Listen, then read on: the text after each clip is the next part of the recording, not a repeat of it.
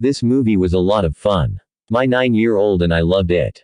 The animation was superb, the story was very entertaining, and there were moments my mouth was open and I was leaning forward in awe.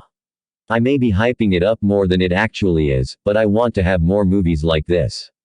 Starting with the animation, it is very detailed and carefully done. You could see the detail in the fabric of all the clothing, especially the Shy Guys. There's a sequence where they're traveling under the city of Brooklyn and the water was so realistic.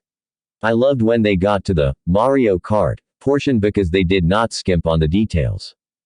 The story was excellent. They started Mario and Luigi off with humble beginnings and even included their family.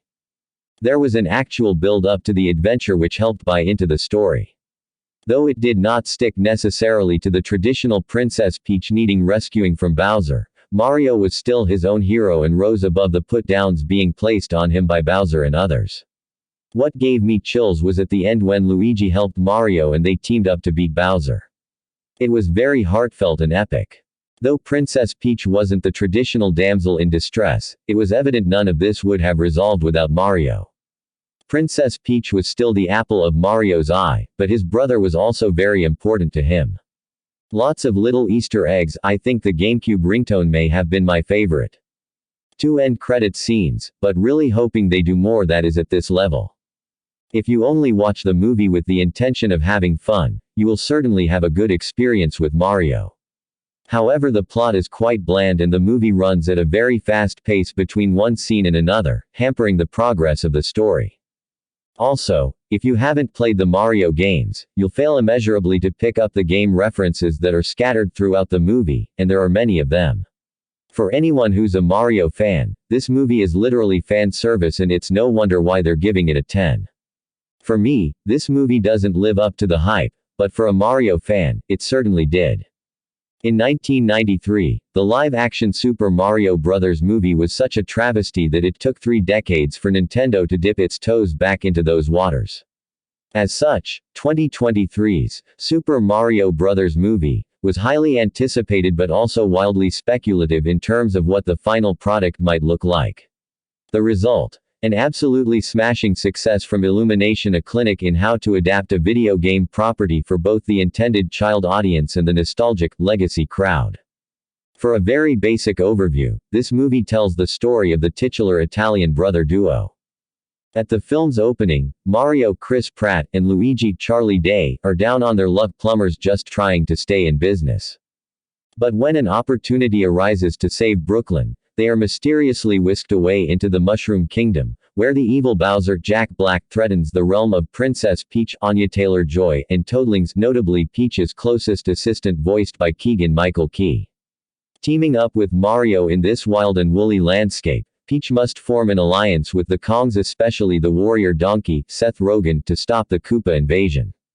Adapting a property in which the user controls the experience like video games is always tricky for the big screen. Why would an individual want to watch a story about Mario and co. when she could play it, right? Well, writer Matthew Fogel and directors Aaron Horvath and Michael Jelenic largely skirt this issue by leaning heavily on 2 mainstays. First, the Super Mario Bros. Movie is made squarely for children. It is at that stage of life in which the Mario crew is often discovered, so this is 100% the right choice. In that sense, it plays like a Disney or Pixar flick with simply a more action-adventure bend to it. Does it mean that Bowser is often played for laughs? Yep. Do things get a little goofy at times? Certainly. But that is exactly how it should be in a Mario movie, as largely that is what the entire enterprise is based on: childhood fun. If you have young children who may not yet be familiar with or just growing accustomed to the Mario universe characters, this flick will almost certainly delight them. Just as importantly, the Super Mario Bros. Movie does not shortchange the decades-long fans, like myself, who grew up with all this in the 1980s and 90s. Every scene or music cue here is imbued with at least some sort of significance to the broader Mario universe. Background, Easter egg, references abound to the point that eagle-eyed viewers may find themselves distracted by the main plot and looking for them. Because so many warm and fuzzy, nostalgic memories are tied up in retro video game properties, seeing a Punch-Out Cafe or the iconic Duck Hunt mallard puts the viewer in a wonderful headspace to enjoy this experience. Truth be told, I didn't know what to expect as I settled into my theater seat. But as the credits rolled, an hour and a half perfect runtime for this fare. Later, I couldn't recall smiling for that long continuously at another movie in a long, long time. The children around me were enchanted by all of it, and knowing laughs, gasps were exhaled at all the insider references. I rarely have the desire to re-watch a theatrical release immediately upon finishing viewing number one, but this is the exception in which I could see it all again tomorrow and still have the same smile throughout. So, if you grew up playing Mario games, see this now. If you want to introduce your children to the Mario characters, take them to this now. Also, make sure to stay to the very end of the credits, in which some potential sequel bait is teased tremendously. All in all, the Super Mario Bros. Movie is a theatrical experience I will not soon forget. I have been a huge Mario fan pretty much all my life. From a little kid until now, I still eagerly anticipate the release of the new games. I think Super Mario Odyssey is a gaming masterpiece, so needless to say, I was immensely curious about this movie, considering the original Mario film still lives in infamy for being so terrible, and the fact this film was being made by one of my least favorite animation studios, Illumination, the people responsible for unleashing the minions onto the world. My expectations were rock bottom, but then the trailers started releasing and it looked good. Nothing groundbreaking, but I thought it would be along the lines of last year's second Sonic film. I suddenly became really excited for a passable family film with great references and pretty solid humor, which is still significantly better than Illumination's current output. Unfortunately, I found the Mario movie to be a gargantuan disappointment, both critically and as a fan. The film's premise is very simple. When Mario and his brother Luigi get sucked into the Mushroom Kingdom and get separated, Mario works with the land's princess, Princess Peach, and a mushroom guy called Toad, to rescue his brother and save the land from the evil Bowser who seeks to rule it. This premise is very similar to the video games it's based on. But unlike last year's Sonic, which uses the game's bare-bones story and expands upon it with classic story beats, while infusing pre-established series lore, i.e., Chaos Emeralds, Knuckles, the Mario movie instead chooses to keep the plot as bare bones as the games. Now, this isn't inherently bad, though a bland story can be draining to watch for an hour and a half, but if the film's humor and characters are good enough, it can be entertaining. However, this is another instance in which the film fails. The film's humor is disappointing, despite a few instances of genuinely funny interactions, mostly coming from Jack Black's lovelorn Bowser. A vast majority of the gags are very Illumination. They're the kind of jokes that a long-distant uncle might make, or a teacher, just the blandest, most generic instances of comedy. Like a Sunday comic strip from the 1940s that send kids and parents looking for an easy laugh off, but lack any real thought or craft. At least, though, there are not fart jokes, a mainstay in Illumination's filmography. The characters are very bland too. Every character is slotted neatly into an archetype and is not allowed to leave that for second to show even the slightest degree of depth.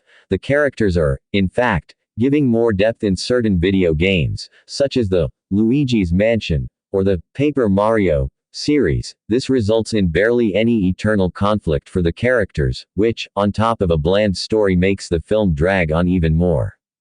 All of this topped off with pacing that moves faster than a bullet bill, which makes everything feel like a sugar-induced fever dream, and some characters who are shockingly missing, even from brief cameos. The writing is truly abysmal. The film's narrative isn't compelling in the slightest. The emotional stakes fall flat on their face. It doesn't feel at all like the characters go on a journey. Everything feels empty and generic. There isn't a soul here. Everything feels mass-produced. There are some positives though. The animation is really good, particularly the background animation and character design. The characters' animation could have been a bit more expressive at points in my opinion. The score, too, was really great. The orchestral remixes of the game's iconic music is heavenly. The voice acting is surprisingly solid. Jack Black, Charlie Day, Chris Pratt and Keegan-Michael Key are top-notch with their delivery. Though, as much as I enjoy Anya Taylor-Joy as an actor, she currently anyway, isn't the best voice actor. Her delivery never felt authentic to me. And, of course, there are some great references, even some non-Mario ones which greatly pleased a Nintendo nerd like me. Overall, the Mario movie was a disappointing experience for me. I went in expecting nothing more than a fun time with a few good jokes akin to Sonic 2 Feet, but instead I got a sugary pile of slop that I can't see anyone under the age of 10 enjoying. There's an awful lot of fan service in the Super Mario Bros. Movie. Longtime Nintendo players will certainly have their hands full trying to spot all of the Easter eggs. I'm thinking that the writers of the film thought this enough, because they certainly didn't bother coming up with a decent plot.